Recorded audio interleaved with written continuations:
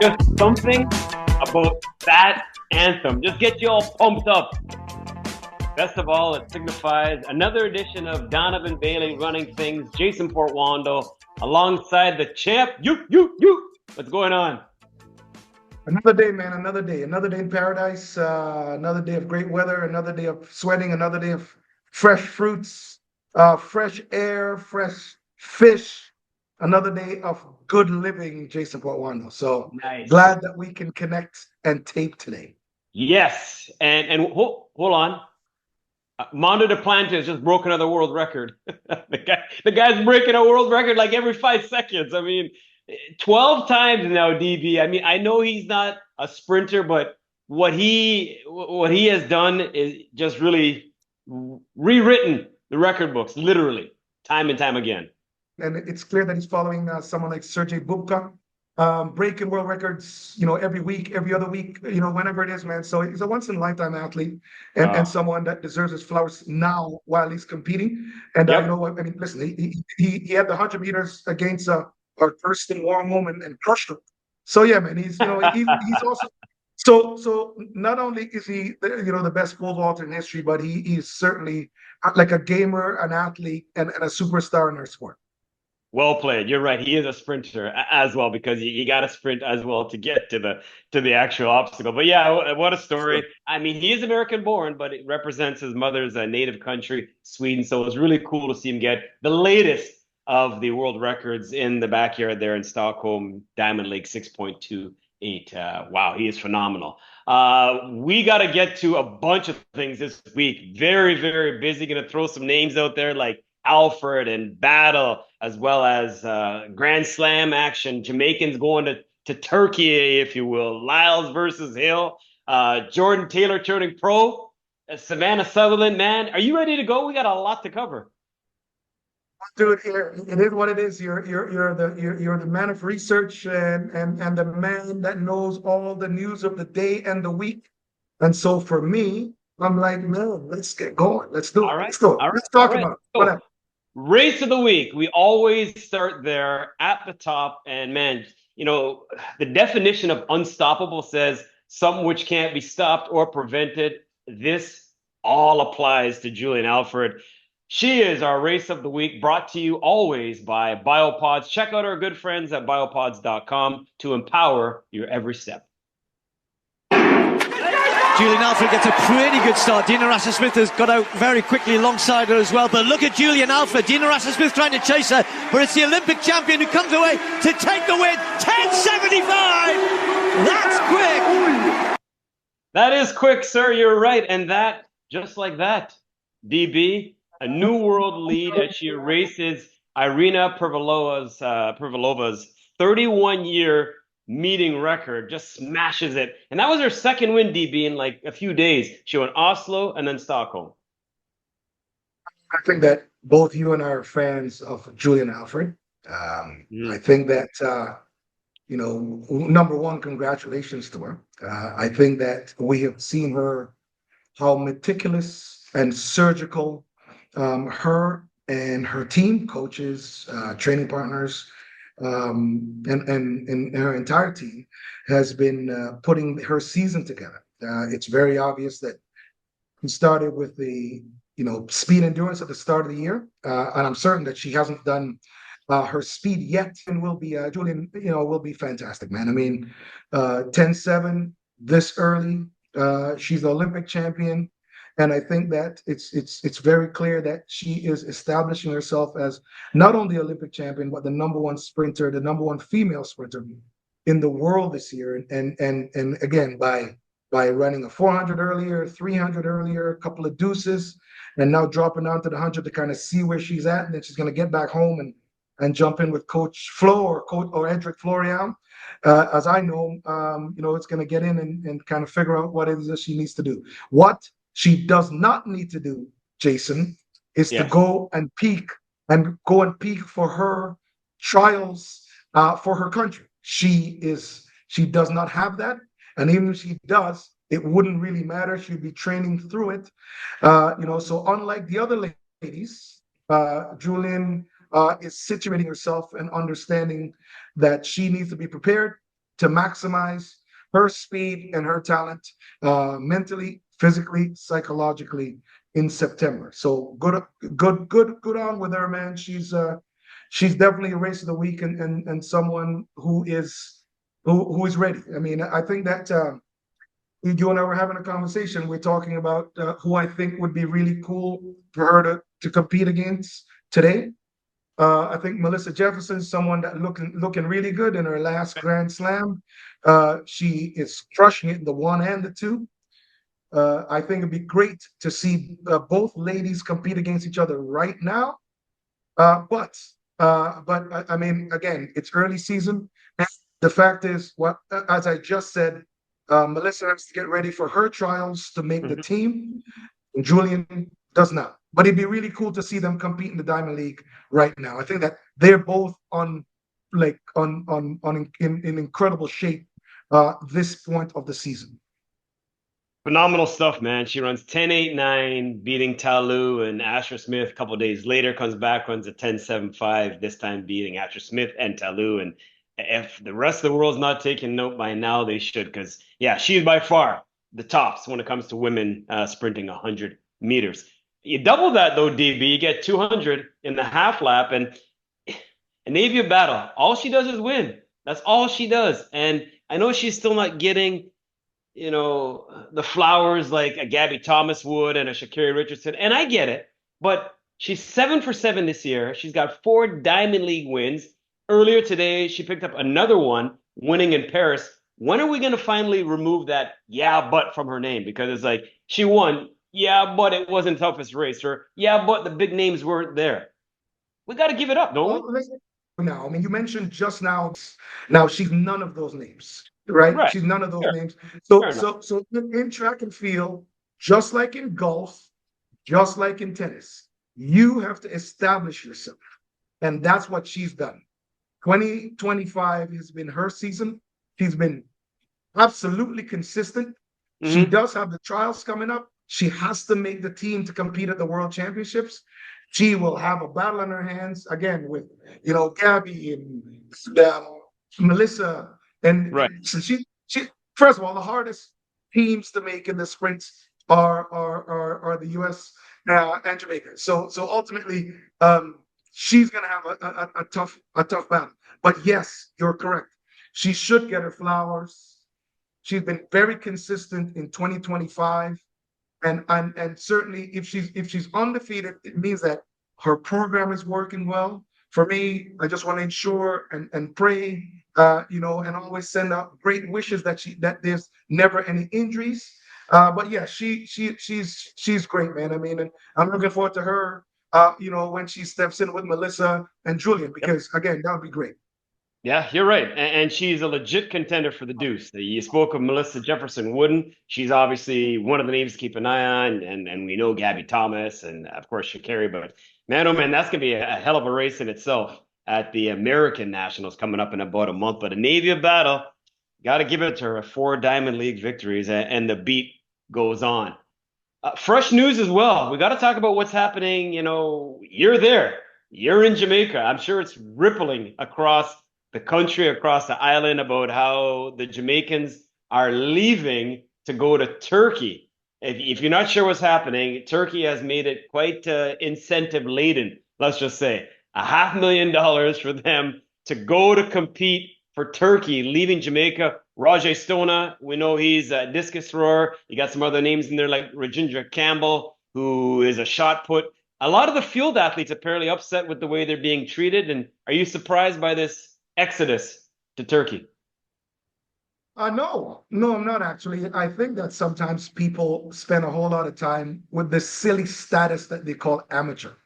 Okay. At the end of the day, every single one of these athletes are business people. You have a very small window of opportunity. And I'm going to tell you this.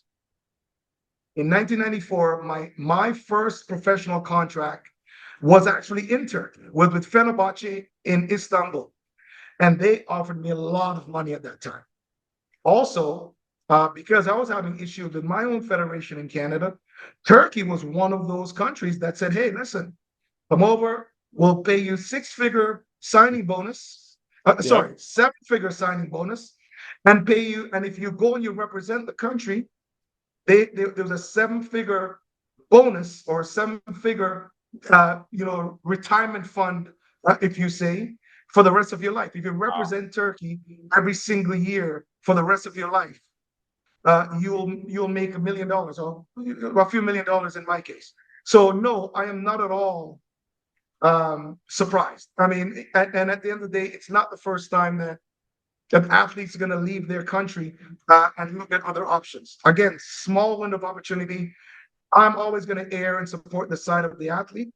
Right. And so ultimately, none of these stores that we're talking about, none of them are going to go and get a signing bonus of $500,000 US. None of them, right? Regardless of how huge your shoe contract might be, so you have to look at options. I mean, again, Jason, you and I are both golfers, so we talk about, live being an option, to the PGA players. At the end of the day, the small window of opportunity for these kids, man, listen, you are in charge of your own brand. You are the CEO of your own business. And ultimately, there's still a lot of amateurs and a lot of non-business people running federations. Now, I'm not saying that about Jamaica because I don't even know the infrastructure, but I know exactly how I was dealt with in Canada. Ultimately, I knew that I had options, that I could have competed. Turkey at the time was on the table, the UK at the time was on the table, and definitely Jamaica at the time was on the table. And there's also a short window. Now, any of these athletes, if they change alliances, they're still Jamaican. Jamaica is still going to celebrate them. I mean, Jamaica celebrated me while I wore Canadian colors. So as far as loyalty is concerned, Jamaicans are always going to celebrate Jamaicans, regardless of where they are. Now, for the athletes themselves, you have to look at yourself as a business and a brand. And again, you look at the window of opportunity. And if a thrower or sprinter or whatever can look at a 4-year track cycle, and you can look at making, millions and millions of US dollars, and that's managed and that's banked and managed properly, then you now have a lifetime. You have a lifetime earnings in 2 to 4 years. Ultimately, here's how it works. Ultimately, in a 4-year cycle, and that very short window, a lot of these throwers, or any athlete for that matter, has the ability to make life-changing money. And so if it's looked at as a business, it's exactly how it should be presented, and that's how it should be managed. So good on you for the athletes that are thinking about the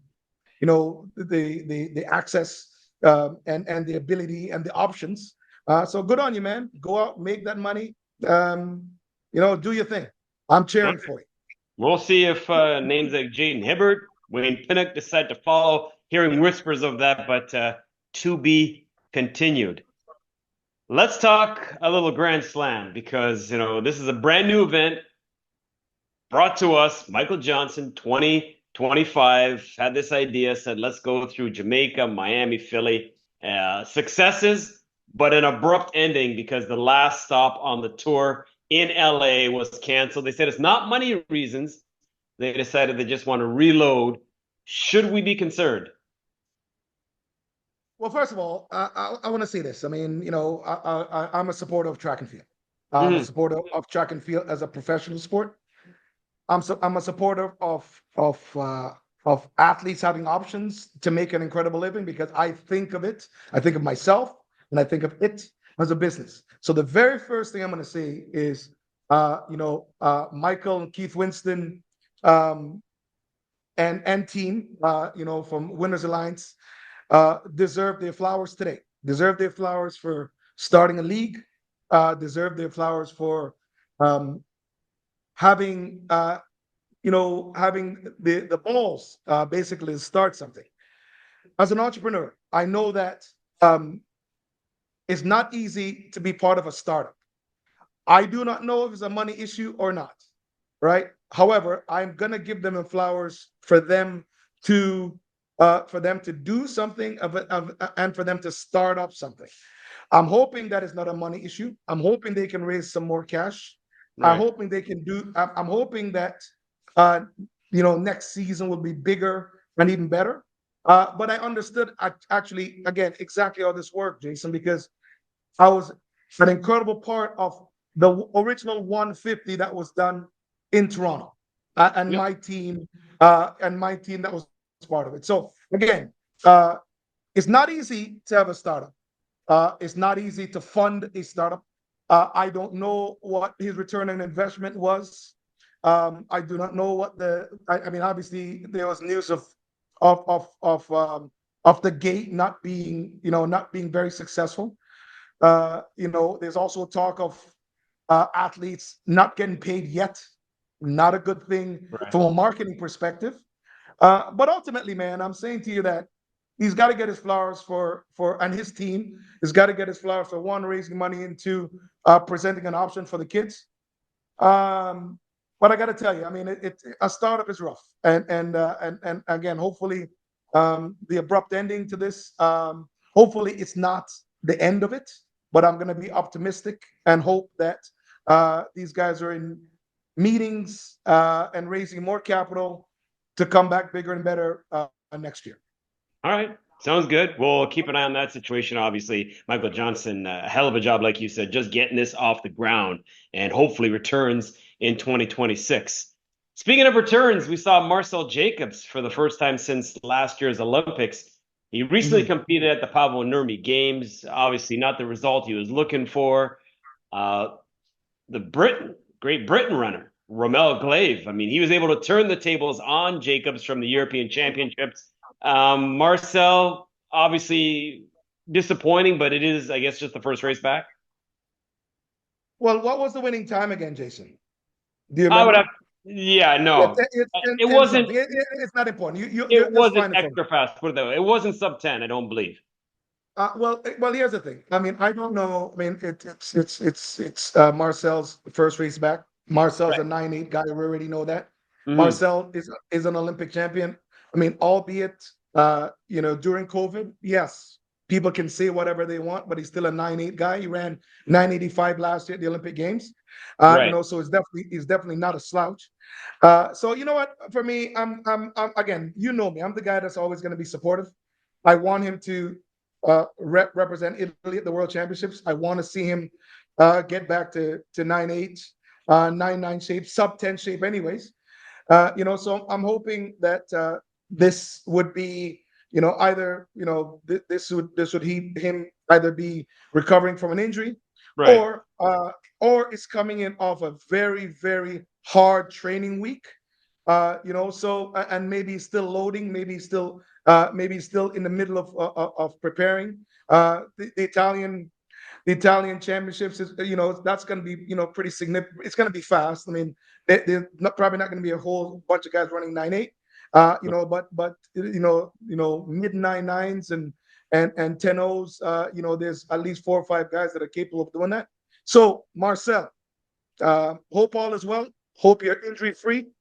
Obviously, sometimes you have bad days at the office, but I'm expecting that you're going to be ready, for the rest of the season and your trials, and see you in Japan. 10:08 was what Glaive ran. Because remember now, DeGrasse was third in 10:10. Second runner was 10:09. So blanket finish. So they didn't go sub Yeah, 10, but close enough. yeah. Well, Tenno, listen again, guys. I think that and this to the audience generally. I think we're so spoiled. I think we're as an audience and fans, we're so spoiled with the incredible talents of some of the greats, back in my time and in the Bolt time and some of these athletes that are competing now. You're not going to see, a Julian Alfred run 10.7 every day. You're not, but you're Yeah. going to see her run 10.6 at some point. Melissa is the same. You're not going to see her run 10.7 every day. And it's just like a lot of the male sprinters. You're not going to see guys run 9.7 or 9.8 every single day. That's crazy. However, this is a quality field.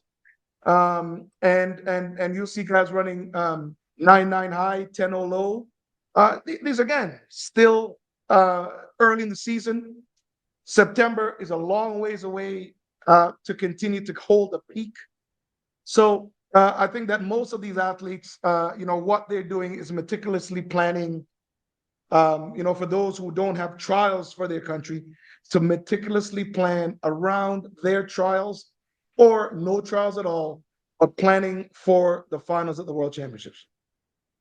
Let's head back to the ladies. We started off talking about Julian Alfred with her double, including a world-leading 10.75.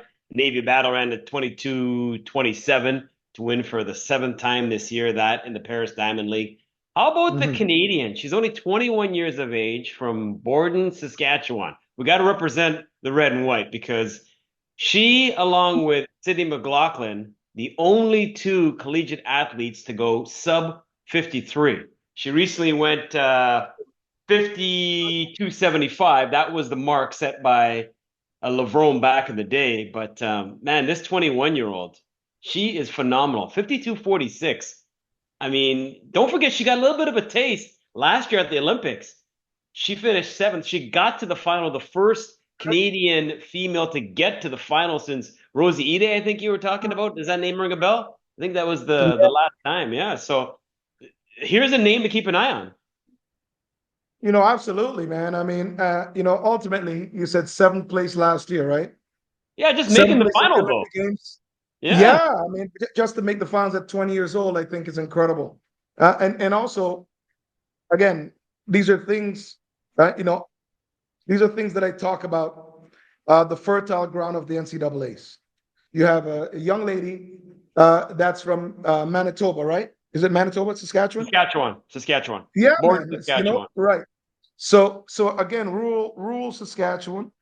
The NCAA has created a phenomenal fertile ground for training, an environment where she can establish and dream big, but also train really hard and compete against the very best athletes in the world. So what you're doing in any NCAA competition, you're competing against the very best or the next very best in the world in your event. So congratulations, Canadian record, one of the fastest times in the world this year. She's probably going to turn pro, but again, congratulations, man. And the Maple Leafs, she's looking very good for the World Championships. So I expect amazing things, but again, she's got to get her flowers. Yeah, I think that was the 9th fastest time all time in the women's 400. Yes. So yeah, you got to give it up. And like I said, she's 21 years of age. By the way, when she broke the national record, it was her own record that she broke. So yeah, give it up for her. And I like to get these collegiate accomplishments into the show because that's what we're looking forward to, the stars of tomorrow. And when you think about the guys' side of things, Jordan Taylor. I mean, here's a guy who is the sprint champion in the 100 in the NCAAs. Big news for him because he's turning pro, right? Well, hey, man, Jordan, obviously football phenom and speed demon all at the same time. Congratulations to him. I think that, even going through the rounds, I whether it was nerves, or whatever, he got through. Yeah. 1 out of lane 9, which is a test of resilience. He understands pressure. He understands pressure representing Arkansas. He understands pressure at the NCAA. He understands pressure when everyone's looking at you. He understands pressure because he's telling people that he's going to break the American record. So again, congratulations to him. Winning the double at NCAAs.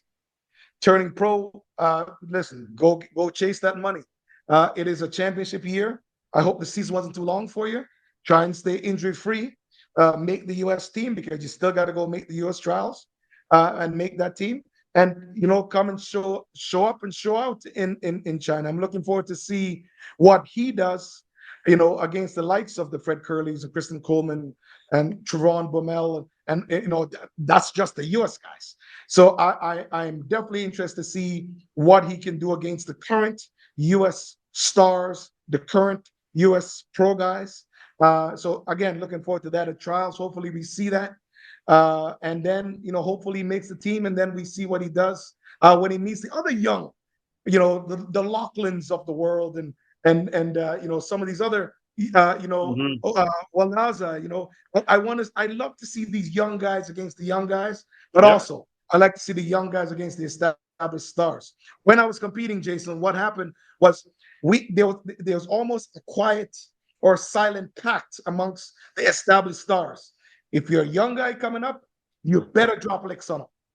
Like as a senior, you better Yep. drop licks. Now, the guys are more friendly. Guys that you're patting each other on the back and cheering for each other, which is all well and good. I think we did that also, but we definitely had a different competition style. So again, I want to see the young guys against the young guys and the young guys against the established people. All in all, it creates a great product for track and field. Yeah, he sounds like he's ready to make that switch. He said, "Hey, these guys are older, a little more experienced, but I'm not scared. I'm gonna go out there and do what I can do to provide for my family." Don't forget, he ran 9.75 earlier this year. I know the win was illegal, but still 9.75 to me. I don't care what the win was saying. That's impressive, man. Well, he's talking. He's talking. Yep. He's talking, Yep. which means that he is a sprinter. Which Yes. means that the 100 meters, is the heavyweight. It's comparative to heavyweight boxing. So if he's come in and as a young youth talking already, he definitely Yep. belongs. He's So ready. now we just gotta. He's just gonna put. He's just gotta, just show up and put some actions to the words that he's saying. All right, fair enough. Before we get to a special edition of the Anchor Leg, we got to talk Lyles, we got to talk Hill because we're all highly anticipating this race, which, by the way, I thought is a no-win situation for Lyles because if he loses, they're gonna just, be all over him. If he wins, they're gonna be like, yeah, well, he's supposed to win. But anyways, we're looking forward to the race. It's not gonna happen. Noah Lyles citing personal reasons. Tyreek Hill, he's ready. He ran 10:15 the other day. He's good to go, but I guess we're gonna have to wait for this race. Well, dude, listen, we just talked about them guys running 10-0 in Italy, and Yep. and and and and you and I did, and that wasn't even a cough, because that doesn't mean anything in track and field. It doesn't. I mean, we can Right. talk about it. I mean, the threshold of success, or as a pro or someone making real money, is sub 10. We already know that. Tyreek ran 10:15. Mind you, Tyreek's worth, you know, a few tens of millions of dollars. So Tyreek is doing quite okay. I think he might be worth 100 million. I don't know, but Tyreek's worth a bag of dough. He's doing okay. 10:15 for a football player is no slouch. So Tyreek, congratulations on that, man. For you to execute over 100 meters, and obviously understand the difference between running quick, which is what most football players do, and running fast, which is what most track and field athletes and real sprinters do. It definitely takes a different animal. And so Tyreek, congratulations. 10:15 is no slouch. I think Tyreek needs to get into a couple more professional competitions. I would love to see how fast he can get to. At the end of the day, Jason, you mentioned about him, about Noah Lyles. It's a no-win situation for him. I can't imagine that Noah would allow Tyreek to beat him. I cannot imagine. Noah's a 9'8" guy. We already know that. Right. And Tyreek today is a 10-1 guy. Now that's a billion miles apart.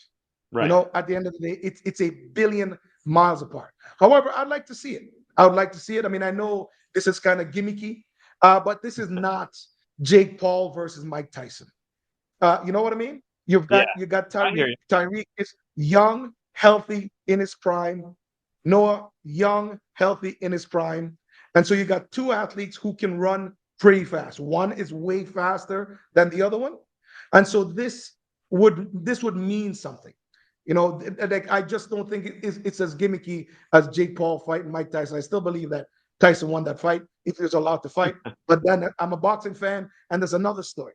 So I'm saying to you that if the race go on, it is fantastic, positive news for sport. It'd be great for football because maybe more football players who are in the NFL, maybe not, who think they have Tyreek type speed, might balance between running professional track and field and playing football. I think that would be great. But either way, man, I mean, I'm supportive of it.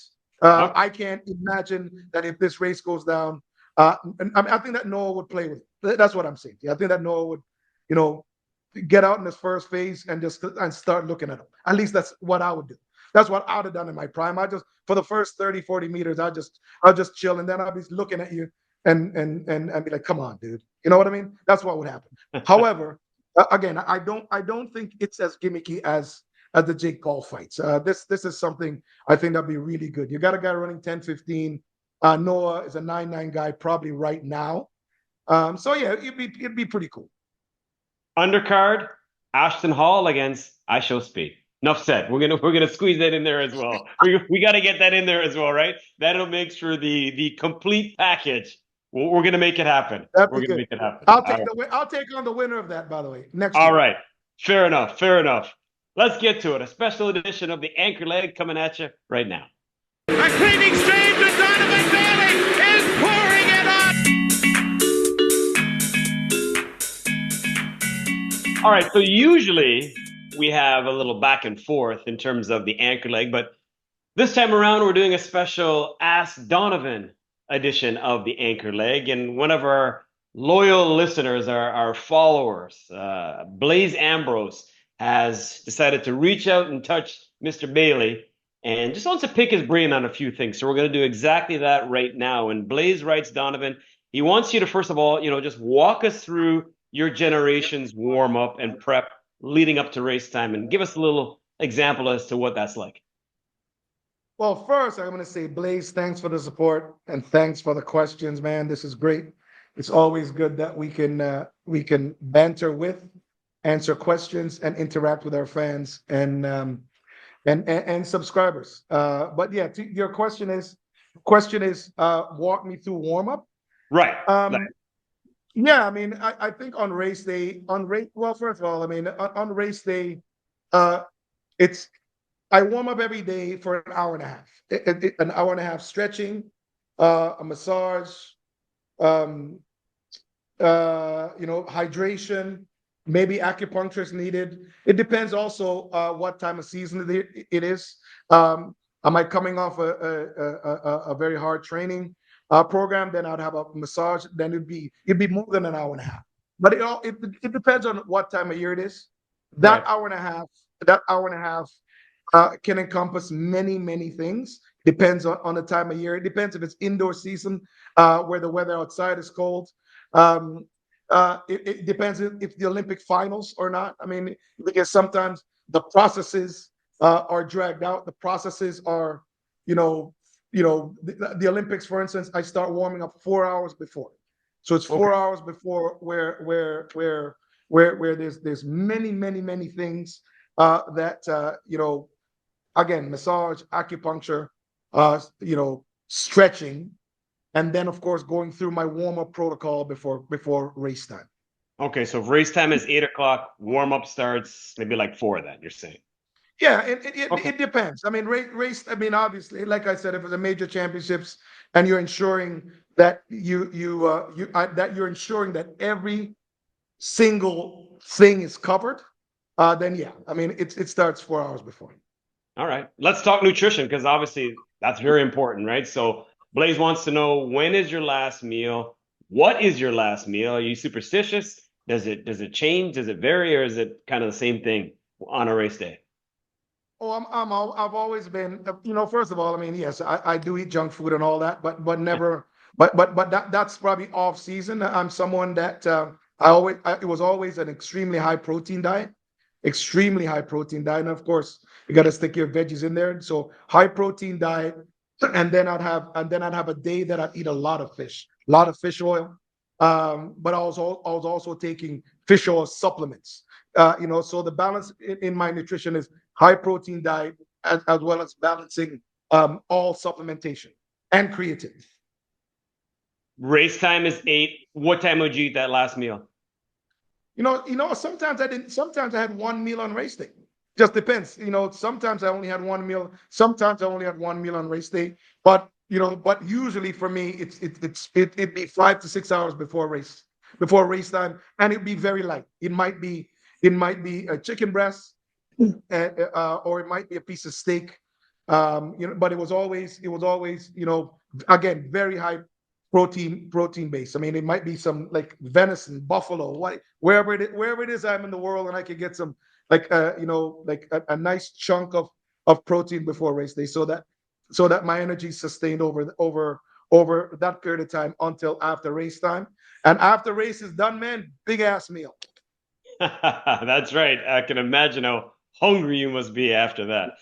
Let's get to the warm up now. And he wants to know in particular if you can get a quick overview of the stages of the warm up. How long do you have to wait before getting into the blocks? And what do you do to stay warm? You're in the back just waiting, until they call your name and you come out. Well, again, depends on where you're at. Remember that, or maybe not remember. There's a call room, so there's a place that you're held just before the competition. So it depends if is it a major championships, is it Diamond League where you're the star of the show and you get to do whatever the hell you want to do. So all of these things matter. For me, I want to be completely ready so that 5 to 7 minutes before my competition, I can get out and I can do some hard 30s. So 30-meter accelerations out of the blocks. I just want to make sure that I'm stretched, ready, and prepared so that 5 to 7 minutes, 10 minutes, under 10 minutes anyways, before my run, I would do 3 hard 30s and just kind of set the clock and the triggers to be ready for race time. Last thing he wants to know, because obviously from your day to now, it's a little bit different in terms of the intros and stuff like that for the athletes. So how much longer, are these athletes having to wait compared to, back in your day before they get called out to come and, go and compete? You know what? I actually don't think it's much longer. I mean, I think that what they have now, and obviously it's way more for show now. Yeah. For sure. So what you have is athletes coming through the tunnel, and then getting and then and be introduced individually, or you have like the good standard days where you get out, you do your warm up, you do a couple of rollouts out of the blocks, you stand in front of your blocks and await introduction. So I think that there's a balance of that going on, but I don't think it's much longer. I don't think it's much longer now than it was back then. All right, fair enough. Hey, Blaze, you asked, you shall receive, and you just did. Hopefully you've enjoyed your behind the scenes look, your all access backstage pass with Donovan Bailey. DB, Blaze, I know he's loving this right now because it's nice to get that type of perspective that we don't get from these athletes. Well, dude, here's the thing. I mean, I'm a student myself. I'm a student of business. I'm a student of track. I'm a student of whatever it is. I'm someone that constantly learns every single day. And the fact that we have fans, young people, old people, I don't care who you are in the audience asking questions, is great. So Blaze, anytime, send us notes, find out specifically what you want. I do fireside chats around the globe all the time. I speak to heads of state, heads of corporations, all the way down to little children. So at the end of the day, thank you for your answers. And for the subscribers and our fans out there, send a note. Jason, Mike will get it, and we will deal with it. So again, thank you for that, man. That's awesome. Appreciate it, Blaze. And all of you out there, continue to like, share, follow, download, subscribe.